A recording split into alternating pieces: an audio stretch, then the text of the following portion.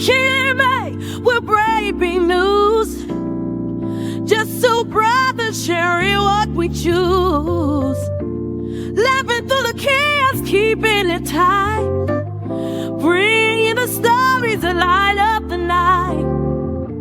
So tune in now, don't miss a beat. With every story, we make it sweet. Welcome back to Breaking It Down with the Brothers, and I'm here with my brother, Samaj the Man Neville, coming to you live from Texas. Are you in Texas today? The great state of Texas. Free state of Texas. Yes, Now, the free state of Texas. I'm in the not so free state of California, but we are going to hit on some topics today. We got Jerome Powell, the Fed chair, and Trump going back and forth with him on stuff. We've got teachers union, biggest teachers union in the country, erasing Jews from their Holocaust teaching, whatever that means. We got France. There's some crazy stuff going on in France. We're going to hit on a lot of things, but let's jump in. Nev, first of all, how you been? I have been great. God has blessed me. It's been a wonderful time. Love hearing that. Family, everybody good? Everyone is good in the family. Everyone is just in their own lanes right now, whether it's work, whether it's travel. Everyone is doing good. In your family? We're doing great. We are doing great. Kids did summer camp. They're back. We've got surf camp coming up and all kinds of other stuff. Lots of camps. Lots of camps. Talking about camps, you're up in Hill Country outside of Austin, and we right just in had there. a giant tragedy up there with the summer camps that were built too close to the river and the flooding that happened. People trying to blame that on all sorts of different stuff, but it seems like it was a colossal breakdown of security features, planning, just the way the camp was laid out, the way it was built.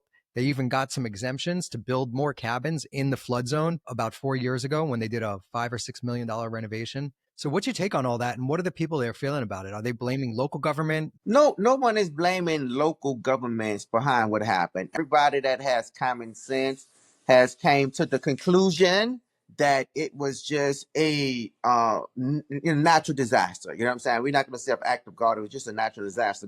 Anything around the planning, the zoning, where the camps was laid out at, all of that is, is debatable, at this point right now.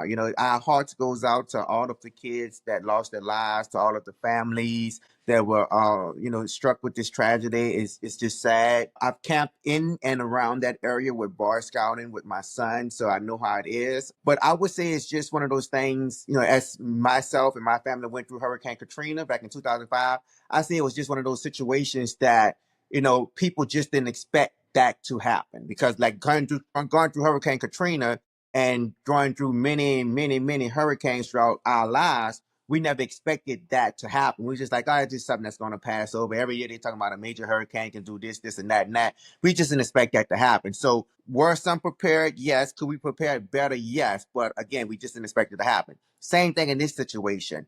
Those people have lived in that town and surrounding areas for years and years and years, and that has never happened. That's like that camp has been there for years. You know what I'm saying? And like I said, we've camped in and around that area. We've never felt that at any time we were in a flood zone, because it's Texas, and just how that is, how it's nestled away and things like that. So I know a lot of people in the news are trying to blame local government, blame the president, and just paint a bad picture. But that's just not what it is. You know what I'm saying? It was just a bad tragedy that happened at the wrong time and things like that. And again, a lot of kids and people have lost their lives, and we continue to pray for the families. I'm glad to hear that people are coming together through, through this tragedy, and not, infighting and trying to blame each other. But it is important to take note as to what happened, what went wrong, what the failings were, so that it doesn't happen again. So I hope they're actually doing that. They're doing better preparation, that's for sure. And again, like I said, I can't speak on it. I do know that Texas has some of the best, game wardens and, people in that, people who go out to different campsites. And I know everybody at all of these camps have to go through lots of preparation and talks, about, what happens if a fire, what happens if a flood, what happens if this types of things. Everybody goes through all of these things. Again, it was just one event that no one would have ever expected would happen and things like that. So, but I'm pretty sure that the governor and, government has a lots of funding that's going to be put in place to make sure that it does not happen again. That's the great thing about Texas. But the people of Texas have just come together to support those families and support the town, the city, and everything. So that's the major issue right there. You don't have Texans fighting amongst each other and blaming each other. You have Texans understanding the nature and what happened, and like, how can we move forward from this? How can we support these families? How can we support this community? And how can we be better the next time? That's at the bottom line. That's what it is at the end of the day. That's the right attitude. I mean, supporting those that are going through that tragedy is absolutely the right thing to do. I did read somewhere that there was, and I'm not sure what happened with this, but that the Austin fire chief refused to let the rapid response water rescue guys go, held them back for a whole bunch of hours. And those are like the team that would be best equipped to do water rescues. Did you follow any of that? Did you hear any of that?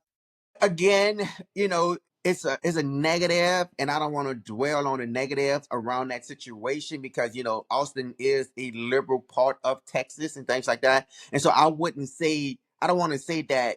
I don't want to speak on it because it's going to come out negative. Only thing I can do is say that the community has come together. The whole state of Texas has come together. All of the local churches are collecting extra funds every Sunday to continue to give and things like that. And at the end of the day, that's what matters the most in things. Very well. Well, I'm glad to hear that. God bless Texas and the grieving families and everyone that was affected by that tragedy. Moving on, let's hit on Jerome Powell. The president went to the the Reserve this week to inspect this new multi-billion-dollar building that they're building and meet with the Fed chair. President keeps on calling on him to lower interest rates, saying that every point it goes down saves us billions of dollars in interest payments every day. What's your take on all that? What do you feel about that? Touch on this two different ways. So one is, it's interesting that Mr. Powell put in what $2.5 billion for this project. Mm-hmm. And would not lower interest rates. You know what I'm saying? It's interesting that he can focus all of his time and attention and putting all of this money in this project, but just won't lower the interest rates, especially when everyone that really operates with common sense know the last time he lowered the rates was right before the election and things like that. And so you lowered the rates before the election for one thing and one thing only. We don't need to have to discuss that. You know what I'm saying? And now you have had a stronger economy since the current president has taken office, whether you like him or not, and things like that. It has nothing to do with that. You have a strong economy, and everything points towards lowering the interest rates. You understand what I'm saying? So every day that Mr. Powell don't lower the interest rates, it shows that he's really just at odds with the president himself. That's number one. Number two, what is the job of the feds? I mean, it's to control inflation. Correct me if I'm wrong. Yep. And we don't have inflation right now. You understand what I'm saying? We don't have that much inflation. So technically, Jerome doesn't have to lower the rates if he doesn't want to, because inflation is not really out of control and things like that. You know what I'm saying? So from his perspective, he's saying that, okay, I guess he's trying to see what Mr. Trump is going to do with all these tariffs and things like that. Is it going to work out, or is it not going to work out and things like that? So on one hand, Donald J has to like end all this terror stuff. Like, you got to get to the board, and we got the next deadline coming up in August and things like that. Like, he has to really hammer down these tariffs and get these things in place, like he done with Japan. So, like, by August 3rd, we should have a lot of victories on these tariffs, and then by August the 7th, we should hear Jerome Powell saying we're lowering the rates now. You know what I'm saying? But he's saying that I'm not going to help you out in any kind of way, Mr. President. You got to show us that your plan is going to work, and then I will lower the rates. That's my take on it. Yeah, I hear that. I mean, it does seem like that there's two things there. We've seen throughout the previous administration leading up to the election, there were governors and mayors that let chaos reign because they thought it would help the Democrats and hurt the Republicans. So you would hope that Powell would not be doing anything for political gain. You don't want, right? You want the guy to be completely unbiased and just using economics as his driving force as to why he's making these decisions. From that perspective, it does seem like he's worried about what tariffs are doing. Like you said, they don't know how that's going to shake out yet. It looks like it's going really well. It looks like the president is getting a lot of wins. And I think a lot of these countries are going to be running to the table before the deadline to sign deals, just like Japan just did, the UK did, and many other countries are doing. it's important to know with the Japan deal, we're walking away with a 15% tariff on their stuff, and they're going to buy billions of dollars or trillions of dollars of American goods, and that's all new. So that's new money pouring into America, both in us selling goods and in us collecting tariffs on their goods. So it looks like it's a win. It looks like if you just took it from how did the country look from a trading perspective and a economic perspective with all of our trading peers, how we started out. So let's say, as an example, we started out where we were spending $100 on all of our trading partners, and they were only buying $50 from us. When this thing is all over, we're going to be buying 100, they're going to be buying 100, plus we're going to collect a 15% tariff on some of their stuff. So we're coming out way ahead at the end of this thing. And that's why I keep on telling people, it's like, don't look at it day by day. You got to look at it in a whole, holistically. You got to look at the whole plan. And if we see this through at the end of this country is going to be a lot more wealthier, a lot wealthier than we were before we started this trade war. So I'm actually all for the trade war. I think it's great. And I've said this before, Trump is consistent. This president has been very consistent. The media likes to paint him out as being erratic, but he's been consistent when it comes to trade, when it comes to negotiating with hostile governments, when it comes to negotiating with terrorists. What he constantly does is he says, let's sit down and diplomatically talk about this. Let's see if we could come to an agreement. And then when that falls apart, he brings out the big stick like he did with Iran.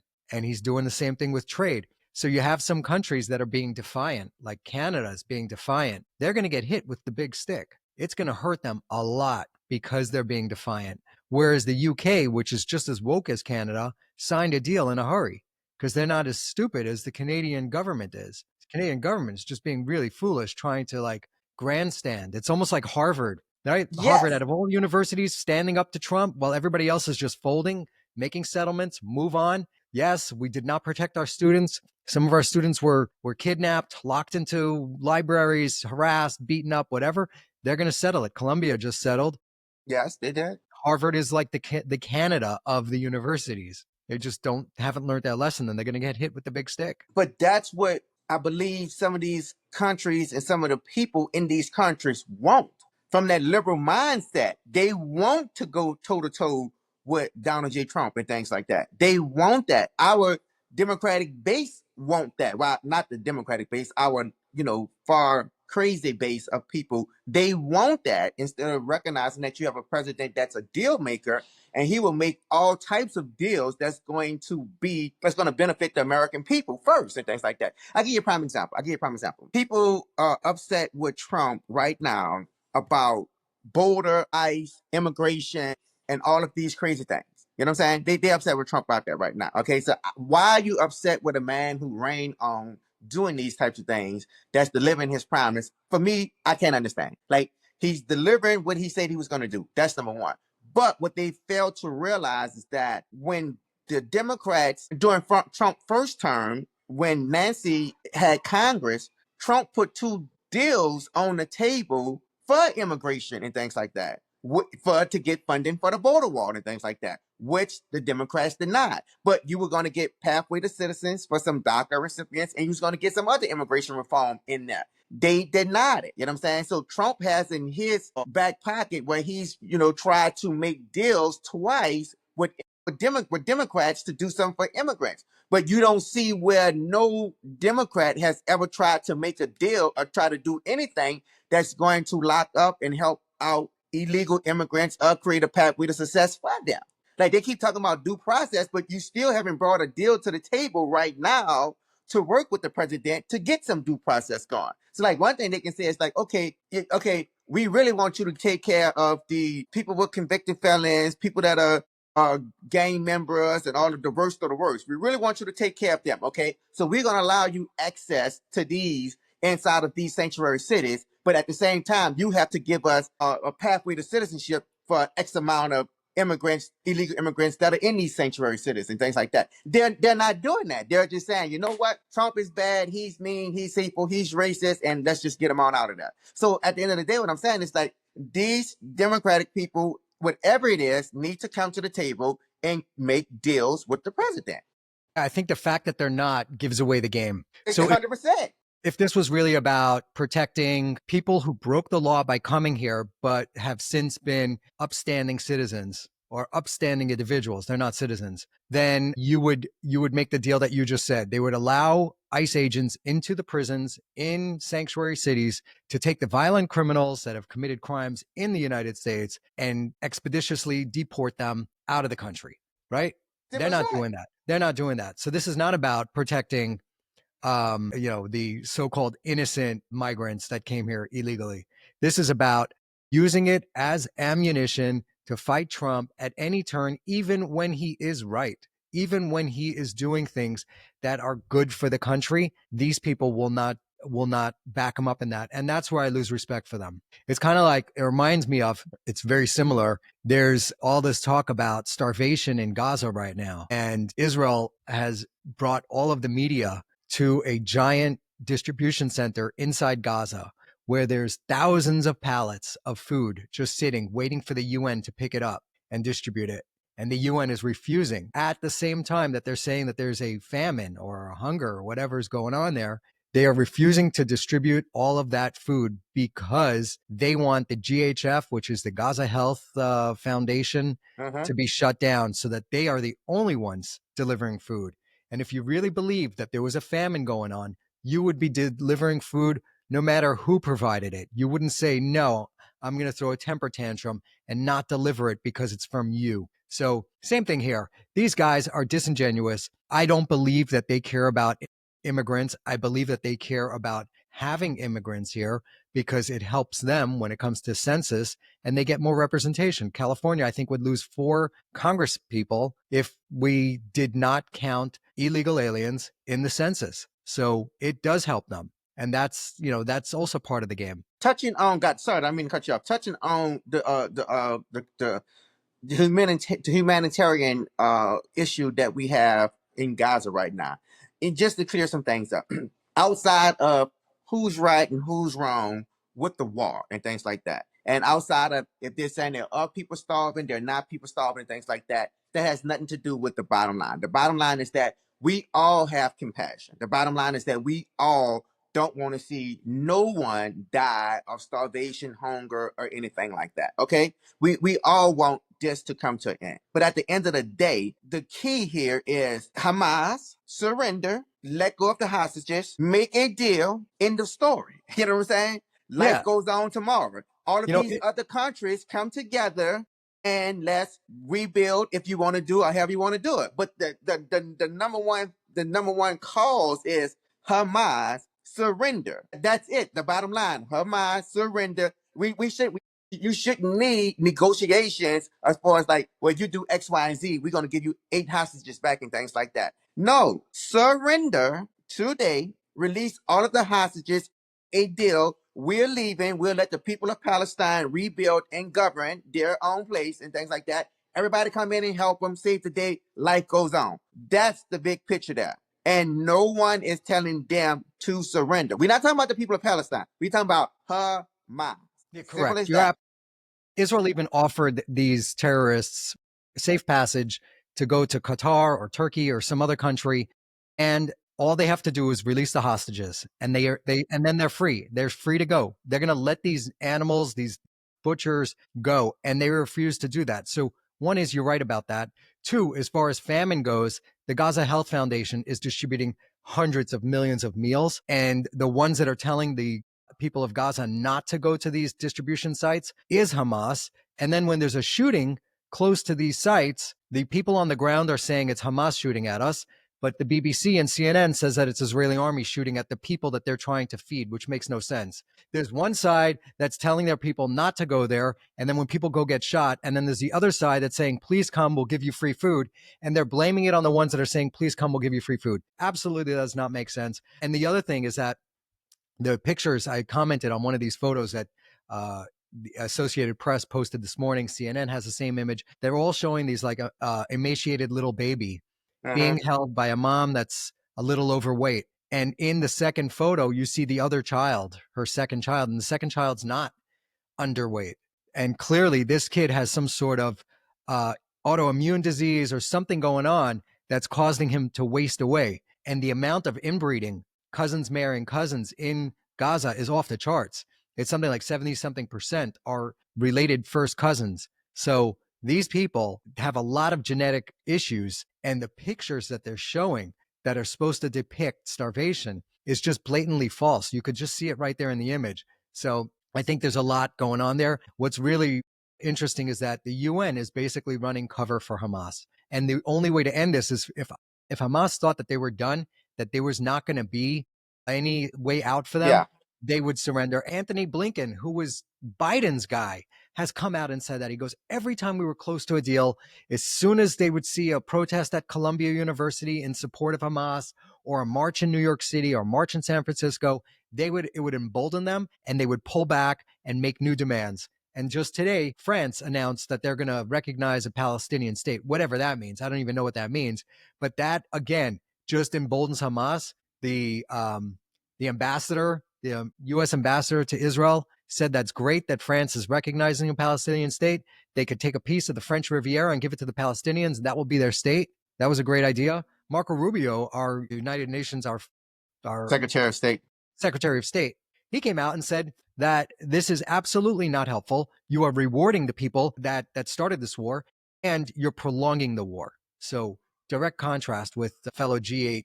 But again, I agree 100% with everything you say there, okay? Mm-hmm. But you don't need France saying we're going to recognize that as a state, things like that. You don't need that. You need France coming in there saying, how can we help you all to end this war? You know what I'm saying? Yeah, that's what we want to hear. I don't want to hear no other country talking about, oh, the people starving. This and no. How can we, the number one goal is how can we end this and things like that.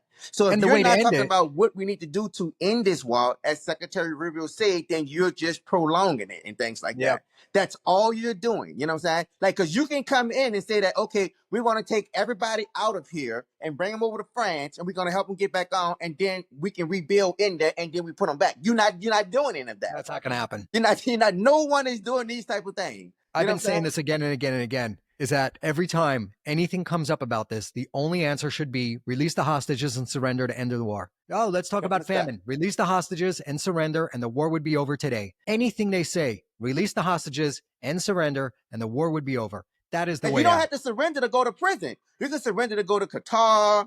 Yeah, Egypt, they go to some luxury hotel now, somewhere. Since France got love bombs, you can surrender and go to France. Yep. So I mean, it's amazing that we finally have an administration in place that has the moral courage to do the right thing. And that's what they're doing. And when you were saying what France is doing, and that's the people there, or the people in Canada want their government to, take a stand against Trump. What leadership takes is to do the right thing regardless of whether or not it's convenient or inconvenient. That's leadership. Yes. What these people are doing is not leadership. They're just letting the tail wag them. They're getting wagged by the tail. Whatever their crazy fringe is doing, that's what they're running with. And we're seeing a lot of that here with the Democratic Party. And I wish the Democrat Party would actually get up on their feet and, back strong leadership, get back to where they used to be. Let's even say in the Bill Clinton era. That would be so much healthier for the country if we had two healthy, patriotic parties. But right now we have a party that hates America. And that's the Ilhan Omar, Rashida Tlaib, the AOC. The new boy in New York City. They are crazy. Yeah. Whatever his name is. I can't say his name. That lunatic. There's another guy now out of Minnesota, I think, that's also doing the same thing. These people, The way they view this country, they view it as a big fat pig, and they're just trying to cut out as much of the meat as they can. And that is not the way to take care of a gift that we were given, that was fostered by our forefathers for us, and that we want to protect for our kids. If you don't care about your kids, you don't care about the future, that's the way you would be talking about this country.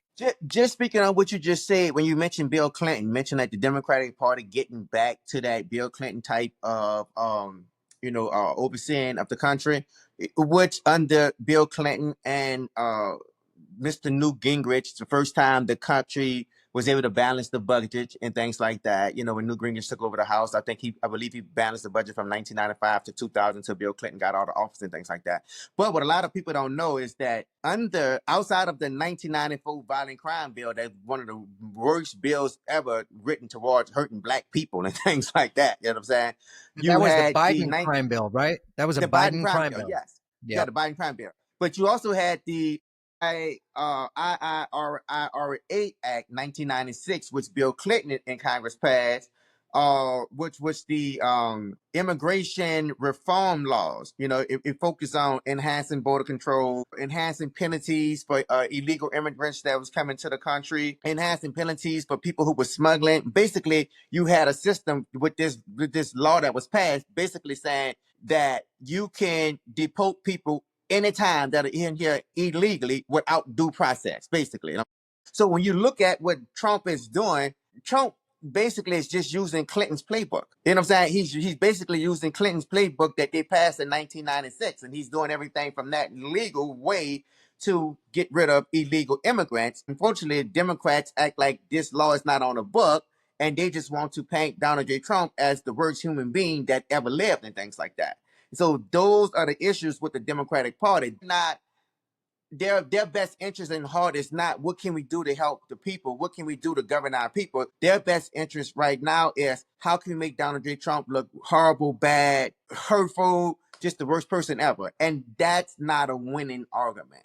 You're right. And They actually, no, they go ahead. don't have a platform. They don't have a platform. Their whole platform is Trump bad. So anything he does, they are automatically just saying that that's no good, and that's not a way to win. It's not a winning strategy. It's also not healthy for the country. If everything the guy does, they're going to paint with a negative brush, then you're never going to get any movement. And like you said, Gingrich and Clinton coming together, they managed to pass some good legislation, especially with the budget. And if you look at any Republic, Ray Diallo, who's a giant hedge fund guy, he just came out and he said, we are marching towards the demise of the country because of our debt. And if you look at any great civilization, the way they imploded was when they devalued their currency. They printed too much money. They went too much into debt.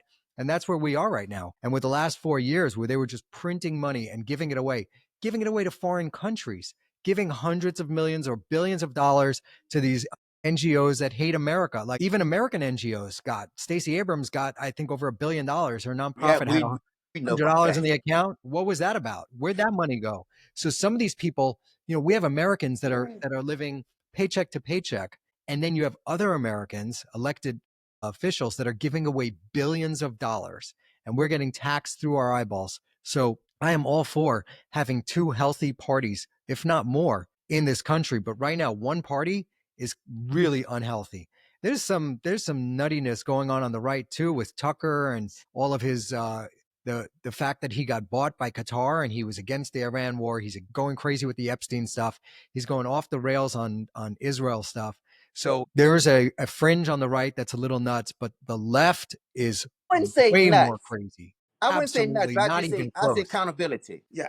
So I wouldn't say they're nuts on the other side. I would say Tucker Carlson and them on one side just want accountability and transparency. Okay. And one of the great things that I like about the Republican side is that they try to hold people accountable. They try. They don't just like let things go and things like that. Like they try to hold people accountable. I'm not saying they're great at it, but they try. Okay. The other side, I wouldn't say nuts. I would say that they truly have their established platform. You say you didn't think they had a platform. I think they do have an established platform, because when you see what happened in New York City with this new mayor, that he's not the mayor, but this guy that's running against Adams, when you see that this guy get invited to Congress, then you see Mr. Khalil from Colombia, who was detained, when you see him get invited to Congress, and none of these people are invited by Hakeem Jeffries. You understand what I'm saying? They were invited by other people to Congress. When you see this, you see that, hey, we have a leadership of socialist people that's going to be running this party, and every way and everything we say goes from now on is what's going to really matter. And I think that's what they're going to double down on. You understand what I'm saying? And I think this October is going to show stronger with New York, because I do believe he has a good percentage to beat Mayor Adams in this race coming up. So I think that's just where they're headed. I just think that's their new platform. The Bernie Sanders, the AOCs of the world. I think that's their new platform. They're ready to. You think Mondani is going to win New York? I think he's going to win New York. That's scary. Yeah. That is scary. I mean, that guy wants full on socialism, and he talks about dismantling the American enterprise, this experiment that we've been doing in this country. So that is scary. If that guy wins, I mean, God bless New York, but it's done. But you have a lot of people in New York upset at Mayor Adams for making a deal with Donald J. Trump. You understand what I'm saying? And they believe he sold out to save himself. First of all, I believe the charges against the man was just horrible and things like that. And you have another man who said that, hey, they treated me unfair too. Let's talk about this here and let's put something together and let's move forward. You know what I'm saying? And those people are like, traitor, he came against us. Let's burn him at the stakes and things like that. So that's why you have a Mandami who can step up right now. And so I think a lot of people are just looking at him in that way. And don't be surprised around September, you see a lot of the high profile blacks in New York City get out and support Mandami. You understand what I'm saying? Don't be surprised. You see a lot of them who just being quiet right now.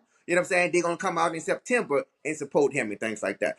I think the governor, I think she's gonna support him. I think she's gonna endorse him. I think Hakeem Jeffries gonna endorse him. And I truly believe that what's his name in the Senate? I don't even like calling his name, Schumer. I think he's going to endorse him and support him and things like that. And then you're going to see this is their new platform. This is where they at, full steam ahead. Yeah, it's unfortunate, but it does look like that because there's nobody pushing back on the crazies within the Democratic Party. There's a lot of pushback on the crazies on the Republican side. You see, and the reason I'm saying is that Tucker went off the rails a bit is because he's had people on his show that or sitting down with the president of Iran and making that thing seem like it was just no big deal, whatever, confronting Iran for starting this war with us when they took our embassy hostage in 1979 and held on to the staff of the embassy for over a year. It may have even been 2 years.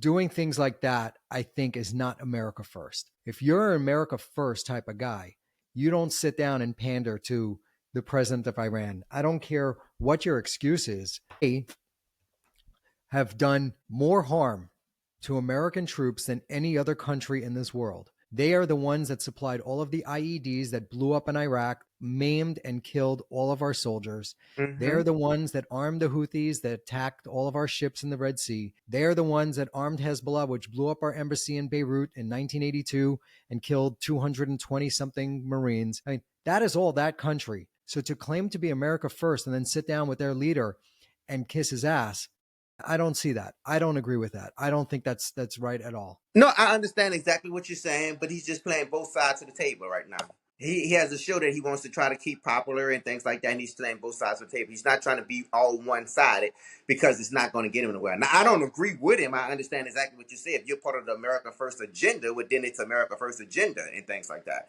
You know, you don't come against that agenda. I 100% agree with that. You know what I'm saying? And Republicans used to be a little bit better at doing that. You know what I'm saying? But now they, you know, a lot of them just, you know, just trade in different directions and things, you know. But I would say this here to all of my fellow New Yorkers. I would say this to them. Please take a trip to California, okay? You know, because right now they painting a picture of Denver, you know, Kansas City, because Kansas City had one of those stores, grocery store. That's just the tip of the trap. You talking about a store that don't have no food, that don't got a bad smell and things like that. A store is the little small thing. Go to the state of California and go to 3rd Street Promenade and see how that used to be a booming section of California, 3rd Street Promenade in Santa Monica. Just take a trip there, okay? And then when you go there and you see 3rd Street, then imagine Soho. You understand what I'm saying? Imagine Soho. Because if you're like this man for New York, but Soho will be like that within the next 3 years. You understand what I'm saying? So just imagine, so look at stand on 3rd Street Promenade and say, you mean to tell me they used to have all retailers here? It used to be so boom. I mean, used to have like 4 million people on the street from 7 in the morning to 11 o'clock at night, and it's nothing now? So then imagine Soho. You understand what I'm saying? And then just take the train. You don't have to take a flight. Just take the train up to San Francisco, okay? And then jump on the BART. You know what I'm saying? And then you're going to see a train system that used to have millions of people riding it every day. You couldn't get a seat on the BART from 6 o'clock in the morning to 12 o'clock at night. You couldn't get a seat on the BART. You know what I'm saying? But then just take a ride on the BART and then imagine all of the subways in New York City looking like the BART. You understand what I'm saying? Because that's what you're going to have if you elect this man in 3 years.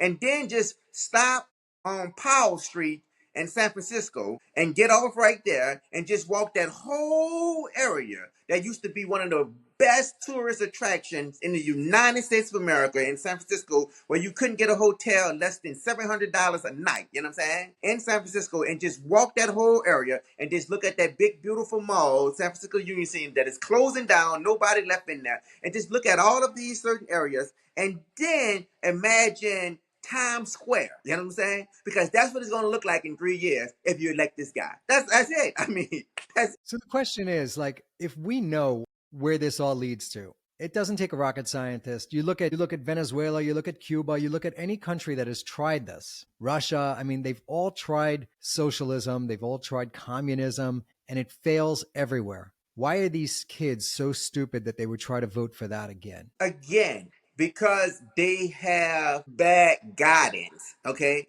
guidance is the key to a lot of this stuff. Okay, so you're looking at these other countries. They never lived in these countries, but then they get mad at their friends who've come from these countries. Be like, whoa, you don't want that. No, no, no, no, no. You won't go down that route. You don't want that socialism talk. You don't want that government controlling the stores and all this shit. No, you don't want no free buses because you ain't gonna have a bus system in 1 year. Trust me, we didn't been there and done that. But they haven't experienced that because they haven't lived in that country.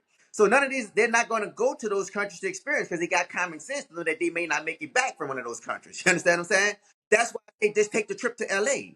Just take the trip out to California because you can see what you're going to look like in a couple of years from right now. Yeah. And regardless to how we look at it, when you look at California right now, you'd have had more people left the state of California in the last 4 years than you had people visit the damn state. You understand what I'm saying? You know, so that's how you have to guide the younger generation so they can see. Like all that talk that you're talking about is good. Like again, listening to AOC and Bernie Sanders and them talk all that good talk. You know, I tell people all the time. I say when AOC got elected to Congress, she was looking so beautiful when she went to the Met Gala and she had that tax the rich dress on. But the rich still haven't been taxed. You understand what I'm saying? I'm like, what have you gotten? You understand what I'm saying? Like the rich still haven't been taxed. Your whole neighborhood and where she leads, what I think is part of the Queens and part of the Bronx or something like that. All in went to hell. Drugs, gangs, prostitution, everything that's going running rampant in there and things like that. So just take a look at your surroundings and see, has this made me better? And it has not made you better. I mean, She that's the is picture that we have to paint. Yeah, she's from a very, very immigrant heavy area of Queens. And she sits there and she promises things to them. And then she's off, doing her Twitch and social media stuff all year. Her constituents are pissed at her. I'm surprised.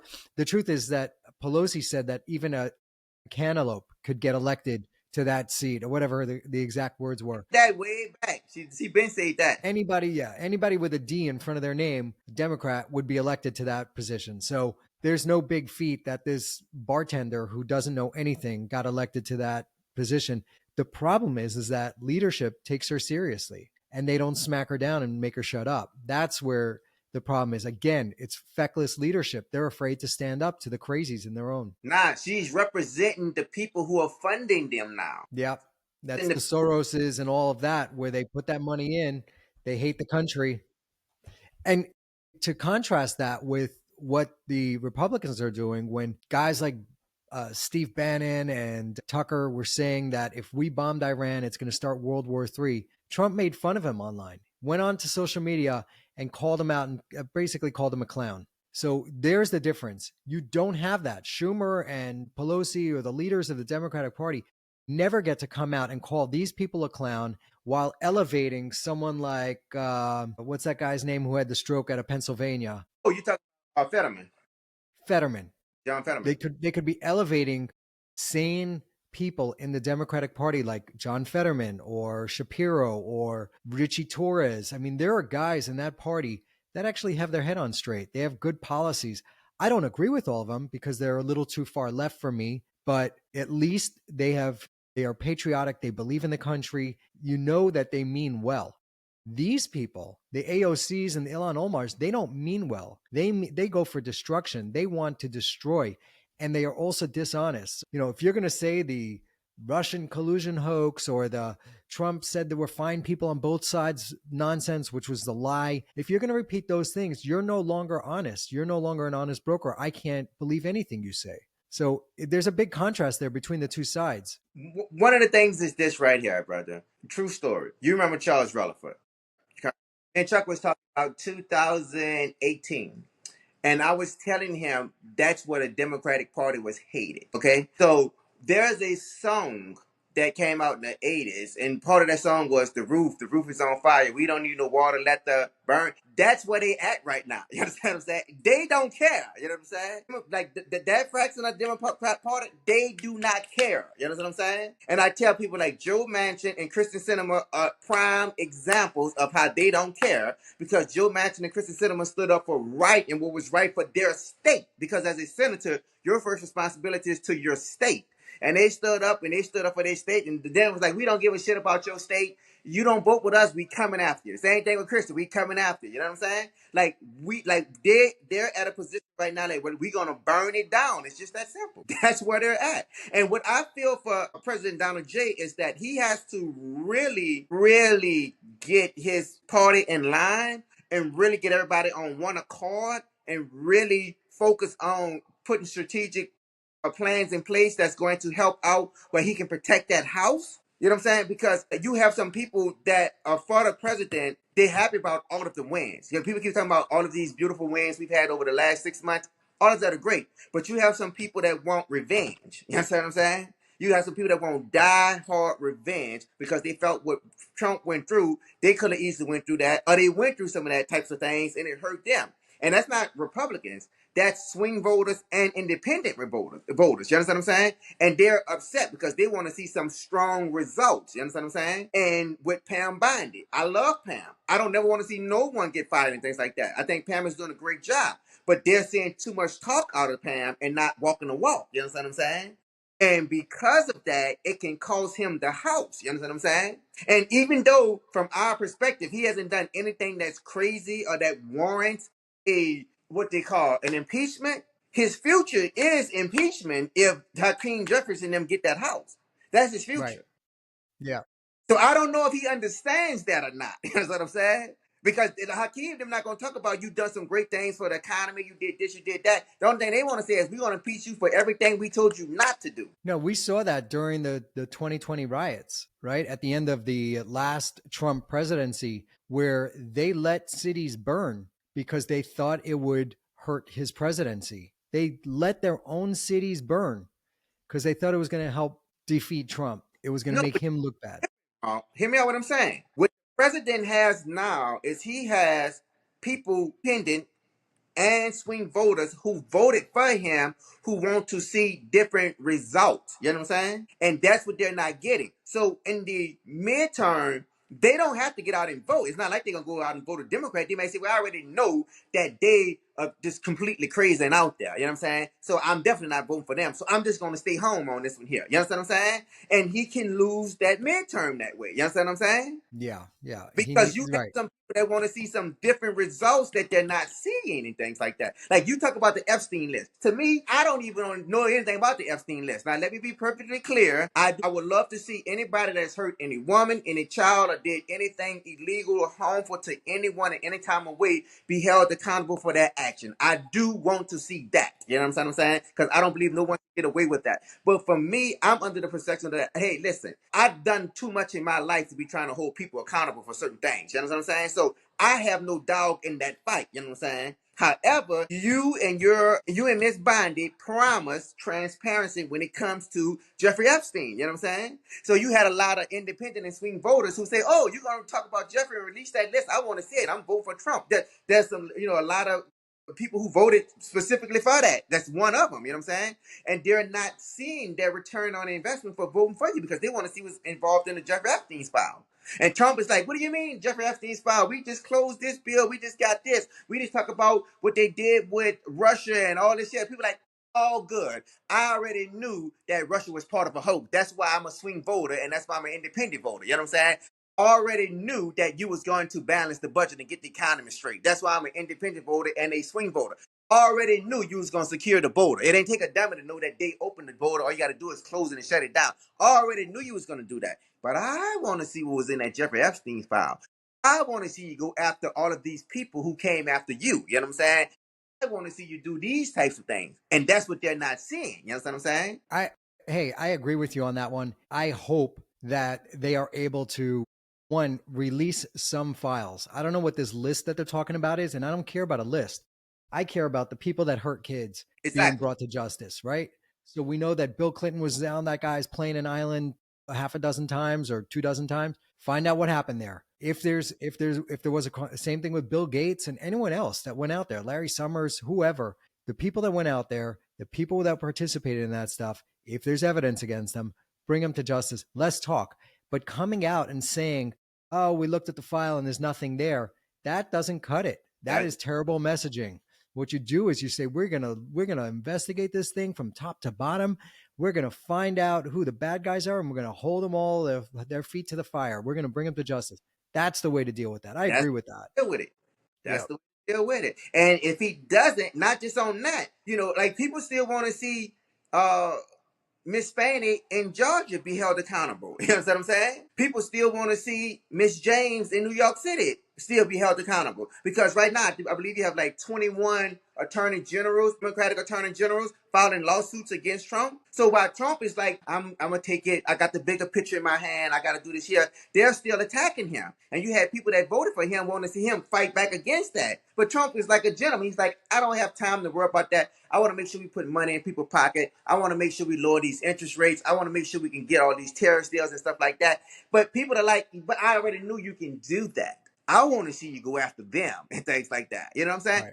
Right. And that's what people are not seeing. They're not seeing Pam Bondi hold anyone accountable yet. You understand what I'm saying? I mean, she talks really good and she looks good when she's doing it. And she sounds like she's the meanest snake out there. But, you have a heart of like cotton, like Sherman, you know what I'm saying? It's so, because you haven't held anyone accountable yet. Like the guy, the ICE, like the people, the federal agent that just was shot in New York City.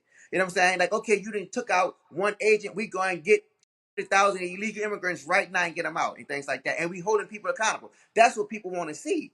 And we're not seeing that. And that can stay home in the midterm. No, I agree with that. They're definitely not doing enough. I mean, they put out a mandate to get 3,000 illegal immigrants a day. And what that's caused is that's so much pressure on the agency that they're just running into Home Depots and rounding up construction workers, which granted, they're not supposed to be here. They broke the law by coming here, but that's not really the people that we want them to target first. I want them to go after all of the predators, all of the murderers, anyone who committed a crime. Go after them first and then go after all the people who just broke the law by coming over the border. And the reason that I want them to be gone after as well is because, one, we have a pathway for them to do seasonal work in the United States. They could apply for a seasonal work permit. And there's lots of those given out. So farmers and everything like that, they already have a mechanism in place for them. And two is if we have these people here that are being counted in the census, it changes our representation. And we can't allow that. We can't have a thriving democracy in this country with misappropriated or skewed representation. It just doesn't work. Doesn't work. I think they could be doing that better. Just screaming, get more people is not the answer. It's get more bad guys is the answer. That definitely is the answer. But again, I think one of the things that the point that I was trying to make in all of that is that the midterms are coming for sure. And I think our president is banking off of the accomplishments. Okay. And to me, I still believe he needs to do something specifically for the people. I mean, I understand the one big beautiful bill. I understand a lot of things it's supposed to do, things like that. People won't really feel that until next year and things like that. I do believe he needs to do something specifically for the people, specifically for certain industries that are hurting. Like because at the same time, what would you want done? Like what can be done? That's stepping into a advisory role towards the president. I mean, I can. But in my industry, like, you need to get these tariffs under control because my industry is hurting behind these tariffs that he have in place because a lot of our production come out of China. A lot of our production come out of Brazil. A lot of our production come out of Mexico and things like that. You know what I'm saying? Are you guys going to change where you're producing? Are you guys going to start producing domestically, or is that off the table? No, that's not off the table. I can't speak for for my company. I'm just speaking for the industry in general. You understand what I'm saying?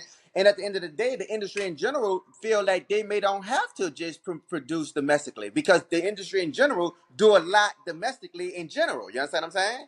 But Yes. at the end of the day, what I'm saying is that I believe he needs to do some deals to help out a lot of these industries, because when you see so many people getting laid off at UPS, so many people getting laid off at FedEx, so many people getting laid off at a lot of government jobs and things like that, you only see so much negative and things like that. So a person mind is like, well, I can be next. You understand what I'm saying? My industry can get hit by this next. I can be affected by this next, because you don't see no positive that we see the jobs report. Oh, we gained 156 jobs in the month of May or the month of June. That sounds good, but you see so many other people. You don't see 156 people, 6,000 people that have been employed. You do see your friend, your family, your next door neighbor, church member, or synagogue member, whatever, that has been affected by this in some type of way through one of these layoffs and things, through the tariffs, or through some type of program that Donald J. Trump has cut. You know what I'm saying? Now, again, I'm not saying I'm against or for. What I'm saying is that I believe this government and our current administration needs to do some specific things for a lot of these industries out there. That's what I'm saying. So when it comes to tariffs, look, we have a deadline coming up. And if the deals are made, then we're going to come out and do a lot better than we did before. You talk about selling your product overseas, they're going to have to buy a lot more of that product if it's an American product. But that deadline is coming up. So that's going to get under control pretty quickly. I don't think there are many countries that are not going to cut a deal. It makes no sense if you're one of these countries not to cut a deal. Let's take Canada, for instance. They have one of the sticking points is that they have caps on how much our dairy farmers are allowed to sell in Canada. Remove those caps. We don't put that on Canadian goods. Don't put that on our goods. So like there are things that are common sense that could be done if you're not taking an ideological standpoint, if you're not opposing it just because it's Trump saying it. If you're really looking at it from an economic standpoint for your country, you would cut a deal with this guy immediately. That's all he wants. He's not trying to punish any countries. He's trying to get better deals for America. And that, I think, is where a lot of people misunderstand what's happening. They think this is a revenge thing. They think it's him just bullying everybody, but it's really not. It's him putting America first and trying to get better deals for us. And the fact that we have that deadline coming up, I think that'll resolve a lot of these issues. You're going to see most of the countries are going to cut a good deal. I think even China will. And then the other countries that don't are going to get hit with massive tariffs and hit with the big stick. And then they're going to have to cut a not so good deal for themselves later on down the road, whether that's in days, weeks, or months. But it's all going to happen. It's all going to shake out, and it's going to shake out for the best. So from that, You know when that perspective, I deadline think he is, is correct? doing things. What's that? You know when that deadline is, correct? It's coming up soon. Next weekend. That's great. That is fantastic. So they're going to be rushing to the door to close deals with this administration, and Americans overall are going to come out ahead. So I am all for that. As far as what he could do for the people is immediately change the tone of the messaging around Epstein. You come out and say, this guy was a vile pedophile. I renounced him and kicked him out of Mar-a-Lago before he was ever arrested for pedophilia because I felt like the guy was a creep. And we're going to have the Department of Justice or whoever completely do a top to bottom review of everything related to this guy. And if there are people that we could bring to justice, we will do that. That's the answer. That is the way you come out on that one. I don't disagree. Okay. That's a lot of Epstein stuff right there. So let's move on. What else is going on? There's a whole bunch of talk of USAID, the big beautiful bill. It's going to affect some rural hospitals. Again, let me just say this here. When it comes to the big beautiful bill, okay, the one thing that I do not like about Democrats and the Democrats who are opposing the big beautiful bill is that they pick something out. They talk about the rural hospitals. Democrats ain't never spoke about a rural hospital a day in their lives. Now all of a sudden you care about the people in rural hospitals. Now all of a sudden that's the biggest thing. I'm saying all the people in rural hospitals is not going to go this and that. Give me a joke, a break. You have never done anything for people specifically in rural hospitals, so now you all of a sudden worried about them. So the big beautiful bill, and the people that oppose it, listen, a lot of these things, the things that Trump ran on, I give him respect for it. I give him respect for really getting it passed, because I didn't think it was going to get passed by the 4th of July deadline. Truly, I didn't think the Republicans in the House nor the Senate had the decency and common sense to just come together and do it. Because one of the things is this right here. Everybody from what that was I believe it was November the 4th, 5th, whenever the Trump won on election night, Okay. everybody said Donald J. Trump has a mandate from the American people. All the Republicans say that, correct?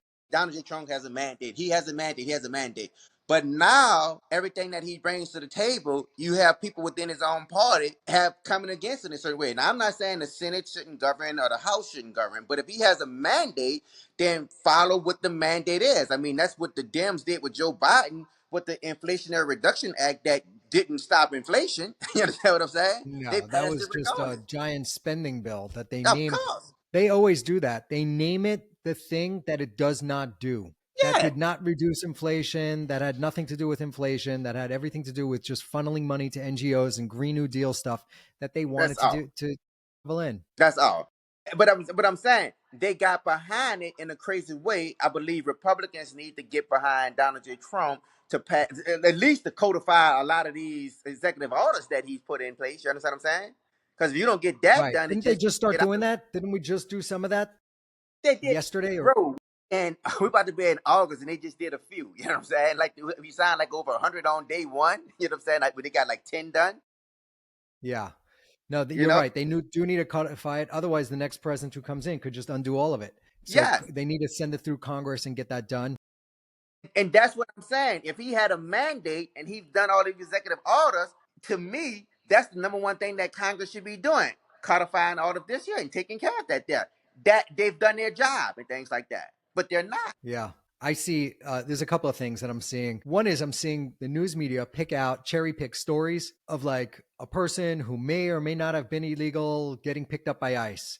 Those are the stories that they're all running with, but they're not running with all the stories of the children of American citizens that were killed, murdered, raped, trafficked by illegal aliens. That they're not doing. And I think there's a lot of hypocrisy there on that part too, where you see members of Congress meeting with MS-13 gang member Abrego Garcia.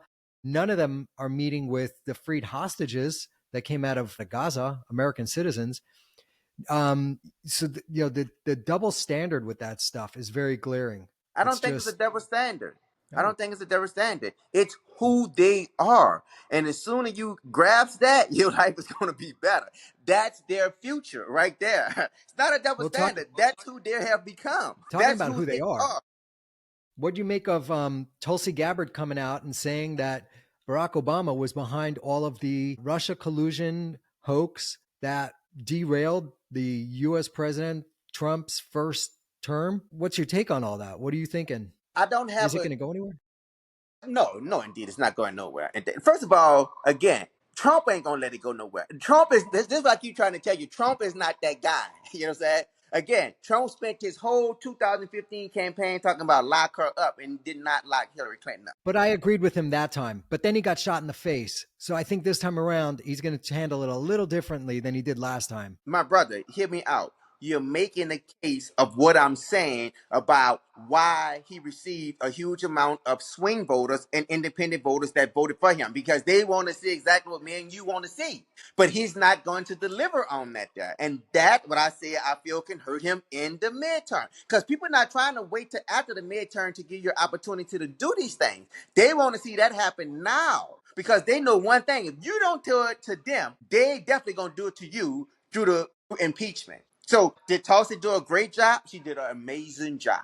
Okay. She did something that a lot of Americans suspected. Whether it was Obama, whether it was Hillary, whoever it was. She did a great job. She done her job. She brought it to the light. People can see it. They understand it. But is anything going to be done about it? No. No, no, no, no, So no, no. you don't think Brenner or Comey or any of those guys are going to face justice for what they did? No. You have Oh, a see, deal maker in the White House, brother. You have a deal to maker in me, the that's White the House. biggest problem. That is the biggest problem. If you don't hold the people that did a coup on a sitting president elect, I get it that Obama can't be held accountable because he has presidential Yes, immunity, as President proven immunity.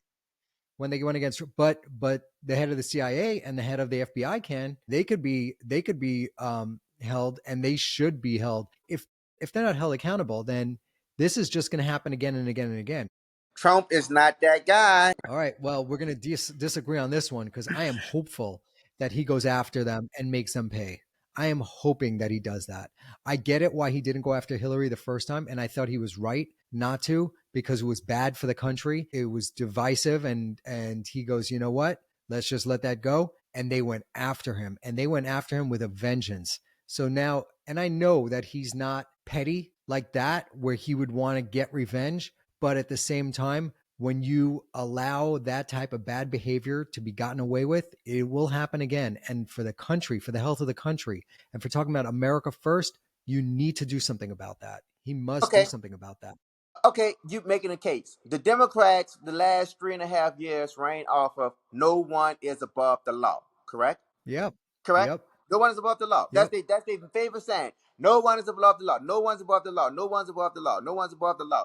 But who has this administration held accountable for their actions for being above the law? Like, look at Miss James out of New York City. Same thing she went after Trump for, got convictions on Trump for. Turns out that she did a little bit of that herself. Aren't they going after her for that? I thought they're going after her for that. Have they? Have they? Have they applied I pressure don't on her? know. Have they done anything? I No. don't I know. mean, it just came I out hope with, so. I hope they do. as I'm going to Sean reach out Hannity to said, my contacts. as Sean Hannity I'm going said, to reach shift out to the my shift. contacts after this call. Adam Schiff. Adam Schiff with the same thing. Same thing. Yes. The same thing. So I mean, you're not seeing, like again, this is what people want to see, that these people be held accountable for, at least for the same things that it went after the current president went. Unfortunately, Mr. Trump is just not that guy. He's just not. He's a deal maker. Okay, I'll give you a prime example. Okay. All right. This is a good example. We got to get rid of all the illegal immigrants that came across our country and came across the border into our country. We don't care. We're going to go after the bad first, this, and that, and that. But if we find some along the way, hey, they're just going to have to take the price and pay. Correct? Correct? Yep. Well, I've instructed all of the people in the food and beverage industry, in the hotels. I told them not to go after them, because we need them, because our farmers need them. The people in the hotels need them. The clean rooms, we need them. So we don't want to go after them. You know what I'm saying? And then Stephen Miller had to step in and say, no, no, no, no, no, no, no, no. Me. He was ready to change course. He was like, no, no, no, no, no. People working in the hotels, they need jobs. The people that we need them to work those hotels. Don't arrest none of them. Oh no, the farmers need them really working on the farm. No, don't arrest none of them. Oh, people over, no, don't arrest none of them. Trump was ready to change whole course, and Stephen Miller stepped in and said, no, no, no, Mr. President, we can't do this. We have to stick to the plan. That's And I who Donald. agree with I agree with Miller on that one. I think that guy is an American first patriot. That guy is really, he is first and foremost pro America. So I agree with that. I also understood where Trump was coming from on that.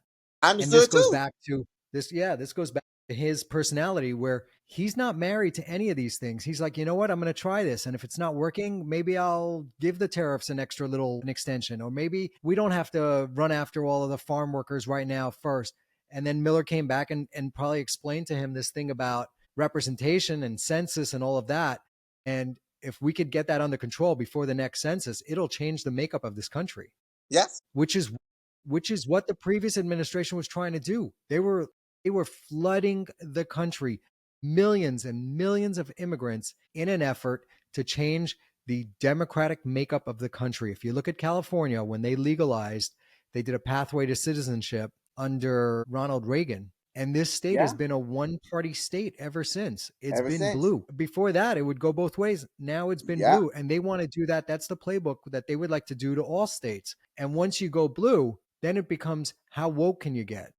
Sure, there's some blue states where you have Fetterman running it, but then you have other blue states where it's like AOC is running the show. And you're like, okay, that is where it's going to go. It's going to go to the Mandanis and the AOCs and the Bernie Sanders and all of these people who never wrote they never had to sign the front of a check. They never ran a business. They never did anything real in life besides being government employees and collecting checks and misappropriating our funds. Yeah, you're talking about the next mayor of New York City, the next senator of New York City. You know that, huh? I hope not. I hope not. Hey, brother.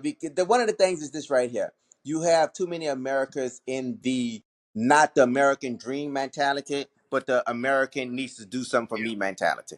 And Yep. because of that, that can open up a door for a Madani and an AOC, because everybody is in that. Now, I don't disagree with them on some of that, because we've had both parties that have run the country that has not created great pathways success for American people. We have great parties, both parties that have not done that. You know what I'm saying? And now I'm not saying that we don't have people who have taken advantage of the system. All of that is true. What I am saying is this right here, that because you have so many people that live in New York City who cannot afford to live there, you know what I'm saying? They are ready to take it to the next level. They don't care about the city of New York because they feel like the city of New York don't care about them. Yeah. So people don't look at it. You know, I tell people all the time, I say, you all are fighting a battle. You all are about how can you pay your rent? You paying too much rent to live in the Bronx and to live in Harlem now. But the government in this sanctuary city that you live in is paying for illegals to live here. You know what I'm saying? But that just go through Yeah. one end out the other. You know what I'm saying? They don't care about that. So I don't see no chance. Like I've talked to many people in New York City about this when I go to New York. I talk to them all like this. I'm like, oh my God, you saying housing is too bad? You saying rent is this is that, and that is that? Yes. But you continue to vote for people who pay for illegal immigrants to live here free. Why is that? They don't connect the dots. It's They don't insane. connect it, and it's not going to change. So that's why that guy can win, and that's why AOC is going to be your next senator in New York City. There's a playbook that they're following, and it's the Elliot Engel playbook. Now, this guy was a congressman, I believe, from New York, 16th district. He won his first congressional seat in 1988, and then he served until 2020 when he lost because he was primaried by another Democrat, Jamal Bowman. Mm-hmm. So Engel was woke, but he wasn't woke Wasn't woke enough. enough. So then they primary him. They get someone even crazier in, and that's where it's going on the Democratic side, where you have some moderate Democrats who are whatever, somewhat woke, like Engel was somewhat woke. He wasn't woke enough. Wasn't woke They're going enough. to run somebody who to the left of left and get him out. And that's what they've been doing. That's the Soros Foundation or whatever playbook that they're doing all over the place, where they just get somebody in, especially with the district attorneys. So they've been doing this with the Letitia James and the whatever district attorneys all over the place, where they get someone who's crazy, and then they get someone who's crazier to run against the crazy candidate that they backed the first time. So they keep on moving the goalposts, moving the needle, exactly. Left until it's so far left that you're like, how do we even get here? How do we even get to a point where people are defending grown men going into little girls' sports and bathrooms? What is that? How did we get there? We got there because they moved it by a little inch. I protested or whatever. I did an image for the gay marriage bill. I wanted equal rights, right? You want to have, if we're allowed to get married, they should be allowed to get married. I was all for that. It was a Prop 8 here in California. But then they took that and they added LGBT, and then there's a TQI plus minus sign, N sign, ampersand, whatever. Like, what is this now? I don't stand for any of that stuff. I don't know what that is. If you're telling me that little kids should be able to chop off their weenies when they're 8 years old because they have delusions and they think that they're a girl, that's not okay. So that's how far it's gone, where I am still in the middle. I'm chill. I am America first, and I am pretty reasonable. I'm very socially liberal and fiscally conservative. Yes, 100%. But these guys have gone off the rails where it's unsustainable and it does not work. And they're making promises to these kids, and the kids all growing up on TikTok, being influenced by China and Qatar. They're all crazy. You saw there was a podcast. I forgot whose podcast it was recently, where they had a roundtable with a whole bunch of kids on it. Kids, I mean, whatever, teenagers. And they were blaming the Jews for the Holocaust. They were saying the Jews must have done something to piss off the Germans, and so that's where we're at. We're at the point where really stupid kids are being educated by TikTok. I think we have to. I don't disagree with you at all. What I'm saying is that what I think that kids and anybody who wants to understand about that, all they have to do is go to Germany.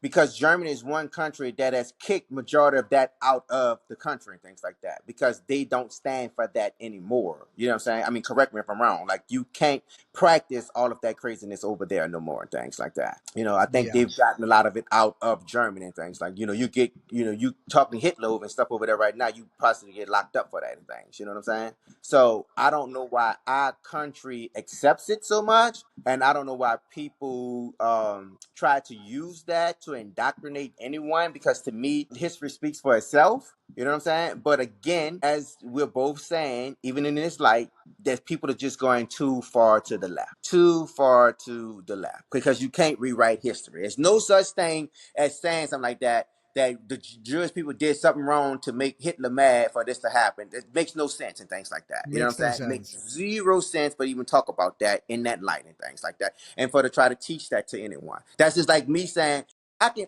think of 100 ways to defend why I got into the drug game. I can think of 100 ways to defend that. You know what I'm saying? You know, because like people say, oh my God, but illegal immigrants are coming over here and they just want a place, or just want an opportunity to become something. Well, I didn't have an opportunity as a black man to become anything coming up in the 70s and the 80s. It was just like we was at the bottom of the barrel. The only thing we seen was drugs, prostitution, and things like that as our way out of some type of hustle and things like that. You know what I'm saying? That was my only opportunity. But unfortunately, a lot of Democratic Congress people and some Republicans at that wrote horrible laws that caused mass incarceration and locked us up unjustly and things like that. You know what I'm saying? So I can think of a lot of things, but at the end of the day, I have to take responsibility for my actions in the churches that I made and then became a better person behind it. You know what I'm saying? I think that's a lot of it right there, is that these people are all looking for just blame with their hand out. Exactly. They are just, like even in the big beautiful bill, when they cut off Medicaid and all sorts of subsistence, subsidizing subsistence to able-bodied Americans. They said, if you're healthy and able to work, you should not be just collecting a check at home. And they said there's something like 6 million people that were just doing that. And you had these people then go on TikTok and go on Instagram and they're posting their videos and you're like, or X, and you see them and they're angry about losing their funds. But what were they doing?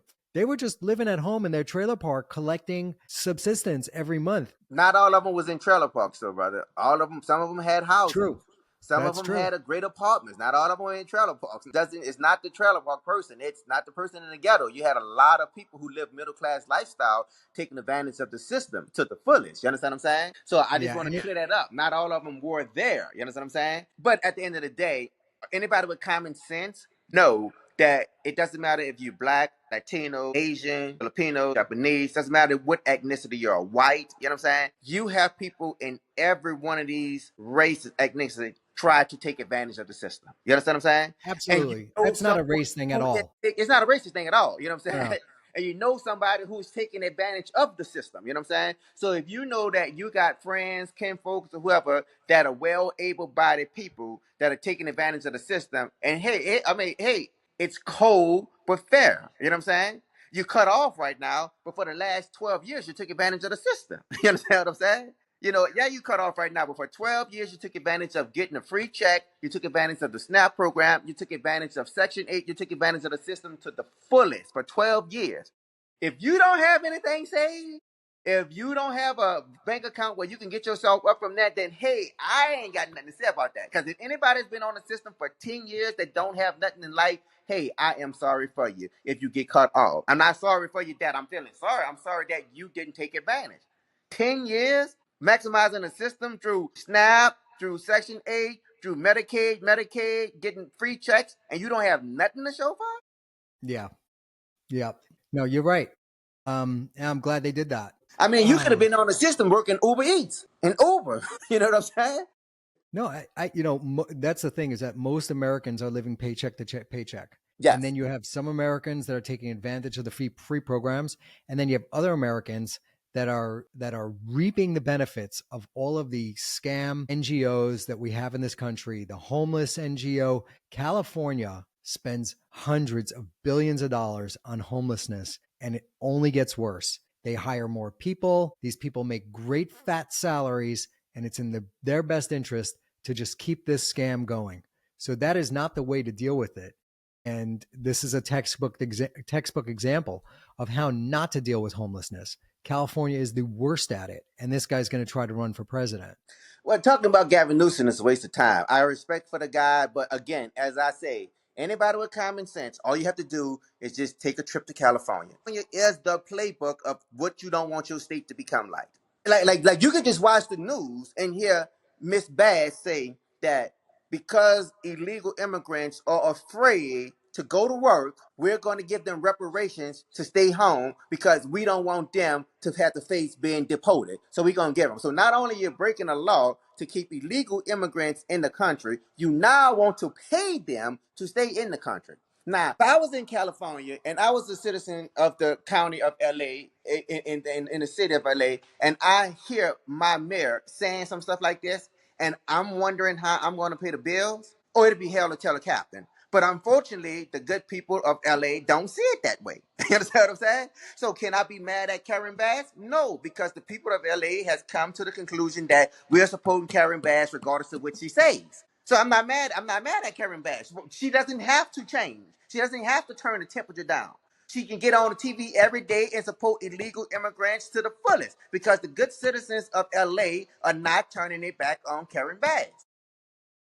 Yeah, you know, it's amazing that even after the fires, where she completely mismanaged that thing, where they had the wokest fire department had all of their reservoirs empty, and they Mm-hmm. were more concerned about hiring a trans fire person than a competent fire person. It was all about checking those DEI boxes. After all of that, and they're still in business. All of them kept their jobs. Karen Bass is still there, and she Yeah. found the new cause celeb where she could just go on and on Illegal about immigrants. immigrants. Yes. Forget it. You deserve what you're getting. Yes. And The it's good really people sad to see.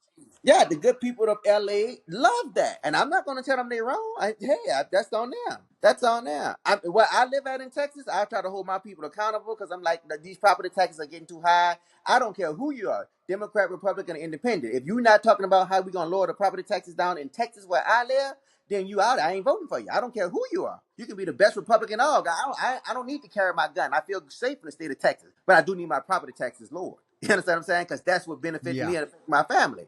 You know what I'm saying? So that's what people don't vote for. Again, the best time I tell everybody to vote is during your local elections. That's what you live off of. You got to vote for the right congressman, congresswoman, the right governor, the right mayors. You have to vote these people in and hold them accountable to the things that they say they're going to do, not just because they sound good and talk good. Okay. And so again, the good people of LA, I got nothing but love for them, have stood by Miss Kim Bass to the fullest, and they don't see Miss Karen Bass as doing anything wrong. Now, again, if Karen Bass lived in Austin, Texas, and talking about she's going to give lots of funds to illegal immigrants to stay home, it'd be a problem. You understand what I'm saying? But the good people of LA are okay with that.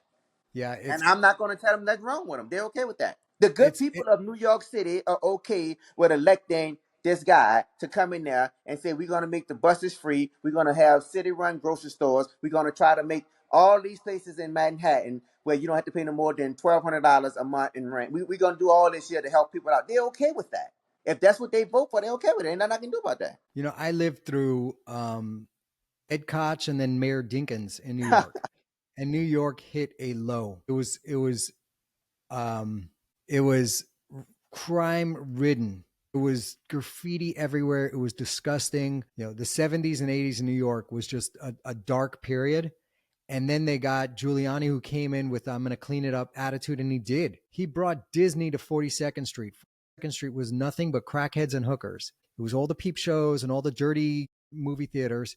They got rid And of he all opened that up and brought Times Square. Disney in. They opened up Times Square, and look at it, what it is now. And then these guys now are going to send it back there. And my fear is that it'll take 20 years for New York City to recover from a Mendamni administration. So what happens is he's going to come in. Everyone with half a brain is going to flee to Florida or Tennessee or Texas. And you're left with a shell of people who couldn't afford to leave. And then they deal with the consequences of the lies that were told to them in exchange for some free food and free buses that they thought they were going to get, which they won't get. Mm-hmm. And what they do get is rampant crime. Then they're going to elect somebody who's going to clean it up. And that's when the money comes pouring back in, because by that time, real estate is super cheap because nobody wanted to live there for 8 or 10 or 12 years. It's a vicious cycle, but these people don't learn. They don't learn, and they do it, and they're doing it again and again and again. And I can't believe how this woke mind virus infected the good people of New York. And when I talk about leadership from the Democrats, it's stuff like that where you have, I know, good, well-intentioned friends of mine that are Democrats that don't see the peril in this. They think it's more important to have a Muslim immigrant elected as mayor than it is to have a competent person elected as mayor. To them, checking that box, Clarify what you right? say when you say Muslim immigrant. You're not saying that the derogative term. You're saying that just because he's Muslim, just because he's an immigrant, they rather see him as that mayor, then somebody who's competent is going to be the best job, because for them they see as that as diversity, equity, inclusion, and New York is taking a right step in that direction. Exactly. Yeah.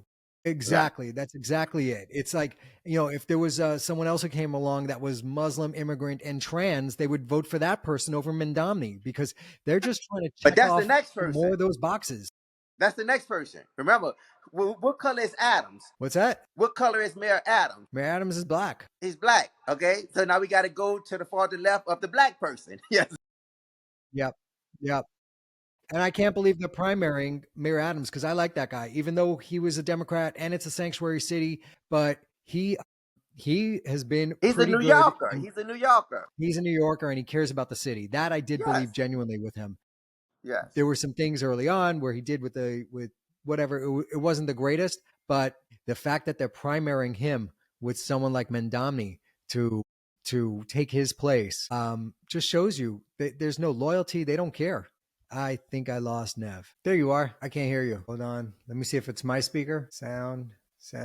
No, it should be you. Let me try muting you and unmuting you. Try to mute it. And it looks like Nev's connection cut out. So we are going to wrap this. Thank you guys for tuning in. And we look forward to seeing you again next week for Breaking It Down with the Brothers. We will be back. Be sure to like, review, and share. It is the best way for this podcast to grow the way it's been growing. So we thank you and see you soon. Oh.